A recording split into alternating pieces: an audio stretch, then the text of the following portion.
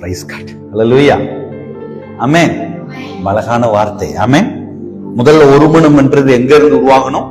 கடைசியில முடிக்கும் போது ஒரு மனம் நம்முடைய ஆவியும் ஆத்மாவும் சரீரமும் அதுதான் என்ன செய்யணும்? ஒருமனப்படுவது ரொம்ப அவசியமானது. அல்லேலூயா. இன்னைக்கு நிறைய பேர் நினைக்கிறோம், இந்த ஒருமனப்படுத்துதுன்னு சொல்லிட்டு இவங்க ஒருமனப்படாம போயிடுவாங்க. நிறைய பாஸ்டர் நான் பார்த்திருக்கேன், இதனால இடறி போனதை பார்த்திருக்கிறேன்.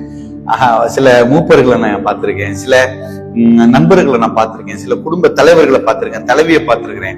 ஐயோ, அவங்க என் கணவர் ஜெபம் பண்ண வரல, அல்லது என் மனைவி ஜெபம் பண்ண வரல, என் பிள்ளைகள் ஜெபம் பண்ண வரல, அதனால இந்த ஜெபம் வேணாம் அப்படின்னு சொல்லி என்ன பண்ணிடுவாங்கன்னு கேட்டா, தங்களுடைய அந்த ஒரு மனம் இங்கிருந்து எதிர்பார்க்கிறாங்க. நான் என்ன சொல்றேன் அப்படின்னு கேட்டா, ஃபர்ஸ்ட் முதல்ல நம்மளுடைய சரீரம், ஆவி, ஆத்மாவை ஒருமனப்படுத்த ஒரு மனுஷனுக்கு என்ன வரணும்? ஒரு திராணி இருக்க வேண்டும். இன்னைக்கு நிறைய நேரங்கள்ல பாத்தீங்கன்னா சரீரம் நம்ம சொல்ற பேச்சை கேட்கறது இல்லை. சொல்றது புரியுதா இல்லையா? நம்மளோட மாம்சம் நம்ம சொல்லுகிற பேச்சை கேட்கறது இல்லை.